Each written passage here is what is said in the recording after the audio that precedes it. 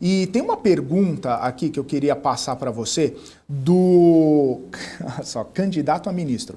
Ele fala o seguinte, eu entendo o que você falou, acho interessante que você falou que de alguma forma ou de outra a gente tem que fazer uma diversificação, só que alguns investidores têm pouco dinheiro, né? E no caso ele fala assim, só tem 20, 30 mil reais, como que você vai diversificar?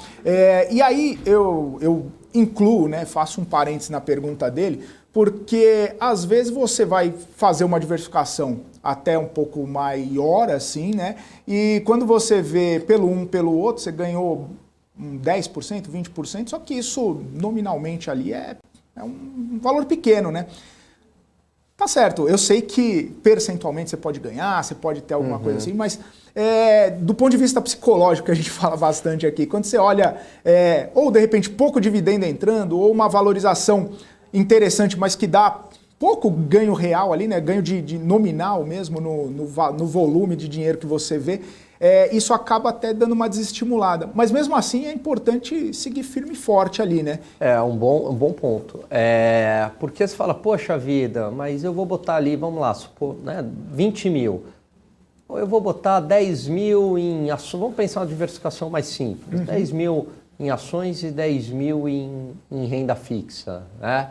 Poxa, mas eu não vejo aquele patrimônio crescer tão rapidamente, enfim. Mas é importante, mesmo com pouco recursos, Felipe, também fazer uma diversificação. Talvez eu não consiga uma diversificação, até porque não faria muito sentido pelos custos, né, e pela quantidade de ativos, usar 20 mil. Eu vou falar, não, então eu vou ter um pouco de ouro, eu vou ter um pouco de dólar, eu vou ter um pouco de fundos imobiliários, eu vou ter um pouco, aí tesouro, vários títulos, eu vou ter debenture, eu vou ter várias ações. Aí eu concordo que eu acho que não precisa pulverizar tanto. Mas quer ver uma estratégia bastante interessante com 20 mil? Eu posso falar assim, eu vou colocar 5 mil em fundo imobiliário, tá? Eu vou colocar 5 mil em tesouro direto, em ativos, né, em títulos do Tesouro Direto, por exemplo, algum atrelado à inflação. Eu vou colocar 5 mil, puxa, e ações? Vou botar no BOVA11, certo? Já está diversificado o BOVA11, certo? E vou botar, olha que legal, 5 mil no IVVB11, que é o S&P 500. Então, mesmo com pouco recurso, eu consigo fazer uma diversificação, de tal maneira que eu vou ter um ganho em algum momento. E esse ganho, o que eu posso fazer com ele? Eu posso reinvestir, eu posso até começar a buscar ativos de maior risco com este ganho, né? Então, acho que mesmo com poucos recursos, usando ETFs, por exemplo, a gente consegue fazer uma diversificação. Porque se a gente também concentra, imagina uma pessoa que tem 20 mil de patrimônio, tá? E não tem uma renda tão alta. Para ela, uma perda de 20 mil reais é muito dinheiro, certo?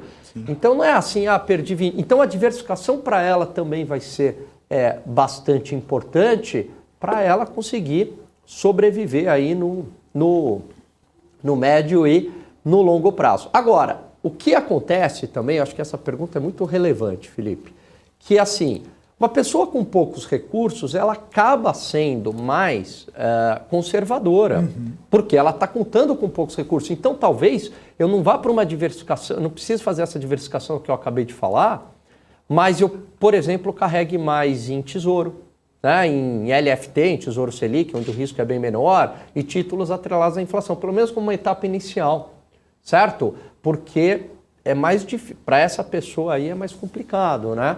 E à medida que o patrimônio for crescendo, eu consigo aí correr para ativos de um pouco mais de risco. Boa, Gani. Até o Yuri Cordeiro aqui, ele falou assim, o Gani, esse aí é para essa carteira que você falou é para um perfil mais arrojado. Sim. Ou seja, aí você já falou aqui. Eu já complementei. Complementou para um perfil mais conservador e é sempre importante lembrar, né, Gani, ter a consciência e ter o entendimento do seu perfil de investidor, saber quanto calor você consegue tomar com cada classe de ativo para também depois não ficar preocupado e sem dormir de noite, porque investimento é uma jornada, né? Você vai fazendo aportes recorrentes ali, pensando mais no longo prazo, né? Pelo menos o que a gente conversa bastante é isso, de ter uma visão mais longo prazista, né? Embora muitas pessoas que nos acompanham aqui gostam de fazer um trade aqui, um trade ali, né? E tá tudo bem, se tá dentro do seu perfil, se tá dentro da sua capacidade de investimento também, beleza, se está no seu perfil de investidor, ok. Mas a gente fala aqui mais pensando no longo prazo, né, Gani? Olhando para as empresas, olhando para teses, olhando para os fundamentos, cenário também a gente fala bastante. E então olhar para o longo prazo acaba sendo mais a perspectiva aqui, né? Então é isso que a gente deixa anotado aqui para o nosso telespectador. Eu acho que o maior inimigo é a pressa, viu, Sim. Felipe? É querer esse resultado muito rápido, a curto prazo, esse enriquecimento. O que eu mais ouço o tempo inteiro, assim, você entra num táxi, num Uber e tal. Puxa, o cara fala assim, pô, e esse negócio de Bitcoin? Isso há uns 3 anos eu ouvi. Quer dizer, o cara tá na poupança ainda, ele já tá pensando em cripto, calma, né? Vamos fazer a transição aí com calma, né? Então é sempre motivado, porque cripto oscila bastante, então tem esse apelo, né, de um retorno muito rápido. Então, e aí de repente passa a cripto, aí entra, sei lá, BDR, né? Adoro, gosto de cripto, gosto de BDR, mas... Então, sempre assim, focando numa classe de ativos, sempre motivado por esse retorno exponencial. E não é assim, né? Ninguém vai ficar aqui rico de um mês para o outro. Tem que ter paciência mesmo, né? Ô, Gani, tem um comentário interessante aqui do Cláudio Amaral, que me fez pensar numa pergunta aqui para você. Ele falou, ó, se não tiver FGC, cai fora. Tem né, vários títulos, vários ativos aí cobertos pelo FGC, garantidos pelo FGC, mas é assim mesmo, se não tiver o FGC cai fora, tem uma parcela dos investidores que talvez não sejam contemplados ali, dependendo da quantidade de dinheiro, dependendo da quantidade de ativos que tem. Mas a estratégia baseada em FGC ou dá para fazer umas continhas ali, ver se tem algum ativo que está fora da FGC, mas acaba sendo interessante também? Então, vamos lá. É importante essa colocação dele. Então, o FGC, ele é um conforto que você tem na tomada de decisão. Mas eu não posso tomar a decisão exclusivamente pelo FGC. Por que não? Vamos lá. Os títulos do Tesouro, eles têm um risco menor do que os títulos bancários, ou seja, os títulos cobertos pelo FGC, LCI, LCA, CDB e tudo mais. Se o Tesouro quebrar, o que é o Tesouro quebrar? O governo federal fala, olha, tá vendo essa dívida aqui que eu tinha para pagar? Não tenho condições, vou pagar daqui 3 anos, ou é isso, ou aceite, ou é calote, tal. Isso é um calote, tá? Se isso acontecer, você pode ter certeza que os bancos já foram juntos. Os bancos vão estar com problema. Então, vai ter muito banco que vai quebrar. E aí não vai ter dinheiro para todo mundo no FGC. Então, numa situação dessa, o FGC também está correndo risco. Então, numa situação normal, ele funciona bem. Mas numa situação sistêmica, como um calote aí, né, um sistêmico e tal, o FGC também vai junto. Se pensar numa empresa, aí é renda variável. Eu não posso te garantir nenhum tipo de retorno, certo? Agora, uma grande empresa, também é difícil uma grande empresa desaparecer, certo? Mesmo ela não tem um FGC, mas vamos pegar a JBS, uma gigante de alimentos no mundo, certo? Eu compro uma debenture da JBS, um CRA da JBS, certo?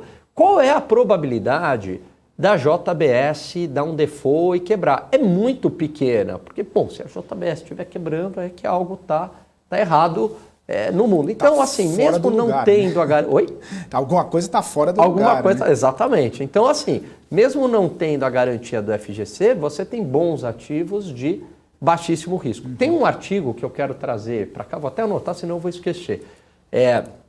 Escrito, se eu não me engano, pelo Odilon Costa, que cobre, um abraço para ele, cobre crédito privado.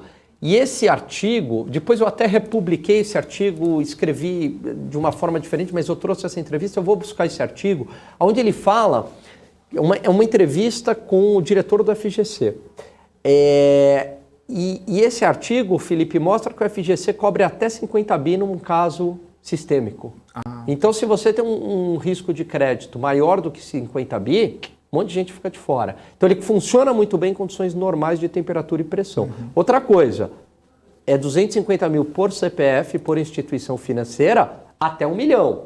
Então, se você tem mais de 3 milhões em títulos bancários, quebrou tudo, você só ganha 1 milhão. Então, também tem que levar em conta isso. Então, assim, é um conforto, mas não é o principal critério. Eu já fiz cobertura de crédito privado e de título bancário. Quando eu dava recomendação, eu fazia um corte primeiro pelo risco do banco, depois pelo FGC. Entendeu? Porque a instituição... Exatamente. E tem outro problema. Você pegou lá um banco X, tal, baita taxa, não sei o quê. Tá bom, o banco quebrou. A gente tem que lembrar, primeiro, tem uma burocracia para você receber. Sim. Você vai receber, FGC é sério e tudo mais. Só que, olha o estresse que você está passando. Você não vai contar com esse dinheiro do momento da quebra do banco até você receber. Pode demorar até 6 meses, pode demorar 8 meses, pode demorar 15 dias. Não tem um padrão. E durante esse tempo, o dinheiro não vai ser corrigido. Então, assim, de novo, eu acho que é mais importante a gente avaliar a relação risco-retorno, independentemente do FGC. Então, assim, vou escolher um banco, quero saber se a taxa está boa e o risco está legal. Sem olhar o FGC. Pô, legal, escolhi. Agora, tem o FGC, me deu um conforto adicional, entendeu? Então, eu iria por aí.